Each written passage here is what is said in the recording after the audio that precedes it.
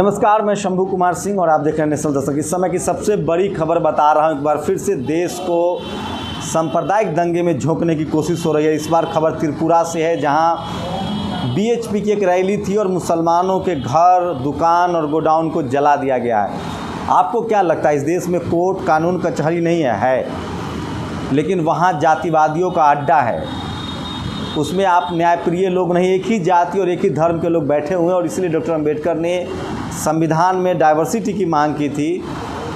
हालात ऐसे बना दिए गए हैं कि चाहे सीआईडी हो, ईजी हो, सीडी हो, ईडी हो, सीएजी हो, सुप्रीम कोर्ट हो, तमाम ऐसे संगठन जिन पर ये देश टिका हुआ है, तमाम ऐसे इंस्टीट्यूशन, तमाम ऐसे संवैधानिक संस्थाएं और उसमें काम करने वाले लोग, उन सब की एक जाति है और एक धर्म है, और इस वजह से कहीं कोई आवाज़ नहीं उठ रही। आप कल्पना कीजिए कि अगर कोई मुख्यमंत्री एससी, एसटी, ओबीसी या माइनॉरिटी का होता और इस तरह का दंगे हो जाए तो इस देश की मीडिया उनकी खाल खींच लेती, इस देश का supreme court, high court suo motu notice लेता, वो संज्ञान लेता और सवाल पूछता। मैं फिर कह रहा हूँ, इस देश में अगर आप एससी, एसटी, ओबीसी और माइनॉरिटी हैं, जो संवैधानिक टर्म्स है, तो आपके एक फेसबुक पोस्ट लिखने पर आपको जेल में डाल दिया जाएगा। वहीं दूसरी तरफ अगर आप मनुवादी हैं, जातिवादी हैं, ब्राह्मणवादी हैं, तो आपके लिए 100 खून माफ़ है।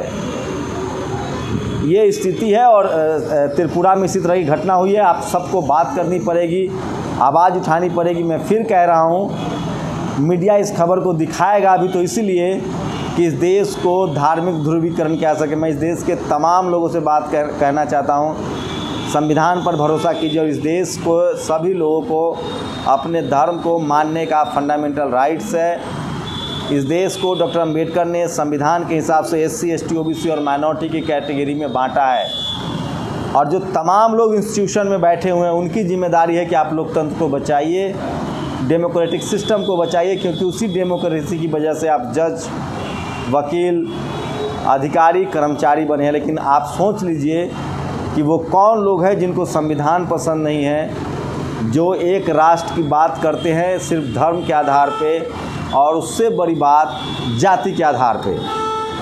वो लोग हैं जो एक जाति के आधार पे धर्म की बात करते हैं और उसी को हम जातिवादी, मनुवादी और ब्राह्मणवादी कहते हैं। तो सबसे खतरनाक खबर है। दूसरी बड़ी खबर है, सुप्रीम कोर्ट ने एक कमेटी बनाई है पेगासस को लेकर। आप सोचिए कि जस्टिस रंजन गोगोई और जस्टिस बोबड़े ने इस देश का कितना बड़ा बेड़ा गर्क किया है। खैर, रमन्ना के आने के बाद थोड़ी सी सुगबुगाहट हुई है, लेकिन लगातार कॉलेजियम सिस्टम का दौर जारी है। मुंबई हाई कोर्ट ने 12 वकीलों को जज बनाने का जो रिकमेंडेशन किया है, उसमें सिर्फ एक ओबीसी है, एससी, एसटी के लोग गायब हैं। ठीक वही हालत भारतीय क्रिकेट टीम का है, जिसमें एक भी एससी, एसटी नहीं। सोचिए, इस देश में 30 करोड़ आबादी है एससी, एसटी की, एक क्रिकेटर नहीं। क्या आप में टैलेंट नहीं है? मैं फिर कह रहा हूँ, बीसीसीआई, ब्राह्मणवादी क्रिकेट कंट्रोल बोर्ड, वो जो है अड्डा है, बहुजन समाज को क्रिकेट का बहिष्कार करना चाहिए, अपनी भागीदारी तय करनी चाहिए। और दूसरी बड़ी खबर है, आपको बता दूं कि मीना कोटवाल, जो कि मुख्य न्याय की एडिटर हैं, बीबीसी में काम कर चुकी हैं, आईएमसी की छात्रा रही हैं, उनके खिलाफ एक सवर्ण महिला ने जातिवादी टिप्पणी की है। उसके खिलाफ सोशल मीडिया पर लोग सवाल उठा रहे हैं, ट्रोल कर रहे हैं। सोचिए, आपके पत्रकारों के साथ किस तरह का सलूक किया जा रहा है। अगर आप खड़े नहीं होंगे तो आपको फिर बाद में मार दिया जाएगा। इसलिए समय पर आपको बात करनी पड़ेगी। नाम है इनका सुचिता तिवारी। इन्होंने जाति सूचक शब्द बोले हैं। मीना कोटवाल को बाकायदा इनके खिलाफ एफआईआर दर्ज करवानी चाहिए। कम से कम जाति एससी, एसटी एक्ट के तहत इनके ऊपर केस दर्ज होना चाहिए। और वो तमाम लोग जो कल तक चौकीदार और सोशल मीडिया पर मोदी सरकार के लिए कैंपेन कर रहे थे, अब उनकी बारी आ गई। अभी दिल्ली में 3 बजे से पटेल चौक पर एसएससी के अभ्यर्थियों का प्रदर्शन होने जा रहा है। ये तस्वीर देखिए, ये तस्वीर उत्तराखंड के रुद्रपुर का है, जहाँ एचपी कंपनी से निकाले गए लोग कपड़ा खोलकर प्रदर्शन कर रहे हैं। अब इसमें एससी, एसटी, ओबीसी तो होगा नहीं, मैक्सिमम सवर्ण लोग ही हैं कॉरपोरेट सेक्टर में। और कन्हैया की ये तस्वीर जारी हुई है। कल तक जो कन्हैया लेफ्टिस्ट थे, जो धर्म को अफीम बता रहे थे, वो अब खुलेआम कांग्रेस में जाने से पहले ही अपने धार्मिक एजेंडे पर चल चुके हैं। मैं इसलिए कह रहा हूँ कि जाति कभी जाति नहीं है। इस देश में सबकी एक जाति है, और वो अपने आप को धर्म के ऊपर प्रिविलेज रखता है। तो मैं फिर कह रहा हूँ, इस देश में SC ST OBC माइनॉरिटी को हिंदू के नाम पर भकाया जाता है। तो कन्हैया की ये तस्वीरें सोशल मीडिया पर काफ़ी वायरल है और प्रशांत कनौजिया ने मीना के पक्ष में कैंपेन शुरू किया है। साक्षी जोशी ने ट्विटर पर लिखा है और देखिए कि अनमोल प्रीतम ने कहा है कि he should be behind the bar. और मायावती का ट्वीट आया है कि बुंदेलखंड में किसानों को खाद नहीं मिल रहे हैं। तो ये इस तरह की किल्लत है और आप समझिए कि ये तमाम वो खबरें हैं। एक हॉरेबल खबर है, सुशील शिंदे ने शेयर किया है। उत्तर प्रदेश में लगातार जाति के नाम पर रेप, बलात्कार और हिंसाएं बढ़ती जा रही है। उत्तर प्रदेश की खबर है जो मैं आपको बता रहा हूँ। 12 साल की एक शेड्यूल कास्ट की बच्ची के साथ महाराजगंज में दलित बच्ची से दरिंदगी है। गैंग रेप कर मार डाला, पेट का निचला हिस्सा काट कर दफनाया। ये महाराजगंज की खबर है, आपको देखना है। और ये देखिए एक और बड़ी खबर है, डॉक्टर सोनू भारद्वाज ने ट्वीट किया है कि जयपुर जो एयरपोर्ट है उसको 400 करोड़ में सजाया गया है और अब उसको जो है वो अडानी के हवाले कर दिया जाएगा। सरकार ने 400 करोड़ से चमकाया, अब अडानी समूह काटेगा चांदी। जयपुर एयरपोर्ट की खबर है जो सोशल मीडिया पर वायरल है। और ये एक विनोद कापरी ने एक ट्वीट किया है, वो मैं आपके लिए लेकर आ रहा हूँ। वो बड़ी खबर है, मैं फिर बार बार कह रहा हूँ, ये वो खबरें हैं जो टीवी अखबार पर आपको नहीं मिलेगा। Supreme court to hear a appeal of Zakia Hasan Jafri. प्रधानमंत्री मोदी के खिलाफ जाकिया हसन जाफरी के जो हत्या हुई थी गुजरात दंगे में, जो पूर्व सांसद थे, उनकी पत्नी जो है वो कोर्ट गई है एक बार फिर से क्लीन चिट के खिलाफ। प्रधानमंत्री नरेंद्र मोदी को जो क्लीन चिट मिली है उसके खिलाफ। एक सूरज कुमार बौद्ध ने ट्वीट किया है, ये देखिए एक कोई अन एकेडमी नाम से एक इंस्टीट्यूशन चलाता है, जाति के ब्राह्मण है, उसने जाति सूचक गालियां दी है। ये देखिए, तो ये अन एकेडमी ने मुझे रिपोर्ट किया हुआ था, आप लोग टैग करें। कोचिंग के नाम पर छात्रों में जाति का जहर बोना हरगिज मंजूर नहीं। तो ये भी सोशल मीडिया पर आज खबरें चल रही है। और 25 करोड़ की घूस मांगने वाला कुख्यात अब लखनऊ में सरेंडर करेगा। ये जो शाहरुख खान के बेटे में अपडेट है कि जो वानखेड़े हैं उनको लेकर कई तरह के खुलासे हो रहे हैं।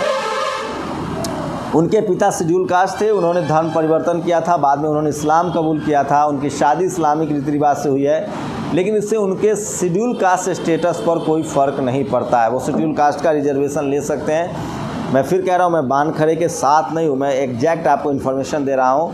वानखेड़े शेड्यूल कास्ट से हैं। कोई भी SC ST OBC माइनॉरिटी का डोमिसाइल चेंज नहीं होता है धर्म परिवर्तन से। आप बुद्धिस्ट बन सकते हैं, आप इस्लाम अपना सकते हैं, आप क्रिश्चियन बन सकते हैं, लेकिन आप अगर schedule caste, schedule tribe, OBC हैं तो वो बने रहेंगे। धर्म के हिसाब से आपकी कैटेगरी चेंज नहीं होती है। तो समीर वानखेड़े के बारे में ये खबर है कि वो शेड्यूल कास्ट के हैं, उनके फादर ने जो है वो धर्म को चेंज किया था। तो ये कुछ बड़ी खबरें थी जो मैं आपके लिए लेकर आया था और मैं बार बार कह रहा हूँ कि सोशल मीडिया पर मैं आपको लगातार वो तमाम खबरें अपडेट करता हूँ जो आपके लिए ज़रूरी है। और लालू यादव ने आज बिहार के तारापुर मुंगेर में एक रैली की है। 6 साल बाद उनकी चुनावी रैली थी और उन्होंने लगातार निजीकरण के खिलाफ हमला बोला है। कहा है कि निजीकरण के हम खिलाफ हैं, इससे SC ST OBC माइनॉरिटी की नौकरी जा रही है। जातीय जनगणना को लेकर उन्होंने कहा है कि किसी भी कीमत पर जातीय जनगणना कराई जाएगी, हम उसके साथ हैं। तो लालू यादव अपने पूरे तल्ख अंदाज में दिख रहे हैं, पुराने अंदाज में दिख रहे हैं और आइडियोलॉजिकल डिफरेंसेज अभी भी उनमें, आइडियोलॉजी को लेकर वो मजबूत हैं, कॉन्फिडेंट हैं और उनको लगता है अभी भी वो SC ST OBC माइनॉरिटी की बात कर रहे थे। लेकिन टीवी अखबार लालू यादव के भाषण से आपको सिर्फ नीतीश कुमार वाला एंगल दिखाएगा कि नीतीश कुमार मर जाएं। तो ये पॉलिटिकल खबरों से सावधान रहिए। मैं बार बार कह रहा हूँ, टीवी अखबार की लगातार कोशिश होती है कि SC ST OBC माइनॉरिटी की जो पॉलिटिकल लीडरशिप है उसको आपस में लड़ाया जाए। और जैसे वाजपेयी का एक कोट है कि मैंने मुलायम सिंह यादव और कांसी राम को 2 दिशाओं में फेंक दिया है। और एक लास्ट लाइन मैं आपको साथ टैग करूँगा जो बहुत ज़रूरी है। राष्ट्रीय पार्टी कांग्रेस ने राष्ट्रीय लुटेरा धीरूभाई अंबानी को पैदा किया और उसके पुत्र मुकेश अंबानी, अनिल अंबानी को मजबूत किया है। कांग्रेस ने किया। राष्ट्रीय पार्टी भारतीय जनता पार्टी ने एक नया राष्ट्रीय लुटेरा गौतम अडानी को पैदा किया और मुकेश अंबानी, अनिल अंबानी एवं रतन टाटा जैसे लुटेरों को कानून तक से खिलवाड़ करने, लूट का अवसर प्रदान कर इन्हें मजबूत बनाया। इस अवधि में दोनों राष्ट्रीय पार्टियों ने शिक्षा और स्वास्थ्य के निजीकरण की ओर कदम बढ़ाया। स्पष्ट है कि राष्ट्रीय पार्टियां राष्ट्र की बेहतरी के लिए नहीं, राष्ट्रीय लुटेरा पैदा करने के लिए मजबूत होती है। मैं फिर कह रहा हूं, माननीय कांसीराम साहब ने कहा था कि मजबूर सरकार जो है वो ज़्यादा बहुजनों के पक्ष में है। बहुजन लीडरशिप वाली पार्टियां चुनिए। सोचिए, इस देश में एक भी ऐसा बिजनेसमैन नहीं है जो SC ST OBC माइनॉरिटी का हो, जो पैसे लेके भाग गया हो। इस देश में एक भी ऐसा सवर्ण बिजनेसमैन नहीं है जो SC ST OBC माइनॉरिटी की पार्टियों को चंदा देता है। इस देश में SC ST OBC माइनॉरिटी की जो पार्टियां हैं वो चंदे से संगठन चलाते हैं, चंदे से राजनीतिक दल चलाते हैं। तो मैं बार बार कह रहा हूं, जो राजेंद्र सिंह की लाइन है कि इस देश में BJP, कांग्रेस या सवर्ण लीडरशिप वाली पार्टियां बड़ी पार्टी नहीं हैं। SP, BSP, RJD, JMM, DMK, ये तमाम जो बहुजन लीडरशिप वाली पार्टियां हैं वो बड़ी पार्टी हैं। बस उनके पास संसाधन नहीं है, क्योंकि इस देश में जाति की वजह से मीडिया, जुडिशियरी, ब्यूरोक्रेसी, बिजनेस और कॉलेज यूनिवर्सिटी पर जाति विशेष का लोगों का कब्जा है। उसमें आपकी भागीदारी जब तक तय नहीं होती है, जब तक आप मीडिया, जुडिशियरी, ब्यूरोक्रेसी, बिजनेस और कॉलेज यूनिवर्सिटी में आप नहीं आते हैं, आप इस देश में 90% की आबादी के बाद भी 2M दर्जे के नागरिक बने रहेंगे। एक पत्रकार के तौर पे मेरी लगातार कोशिश है कि आपको हकीकत से रूबरू कराया जाए। आपकी क्या प्रतिक्रिया, अपनी प्रतिक्रिया जरूर दीजिए। आपकी प्रतिक्रिया भी बहुत ज़रूरी है। शुक्रिया। नेशनल दस्तक की आपसे गुजारिश है कि अगर इसको बचाना चाहते हैं तो नेशनल दस्तक को सब्सक्राइब करने के लिए रेड कलर के सब्सक्राइब बटन को दबाएं, फिर बेल आइकन की घंटी दबाएं। नेशनल दस्तक को बचाने के लिए बहुत ज़रूरी है कि हर खबर को शेयर करें, लाइक करें, कमेंट जरूर करें।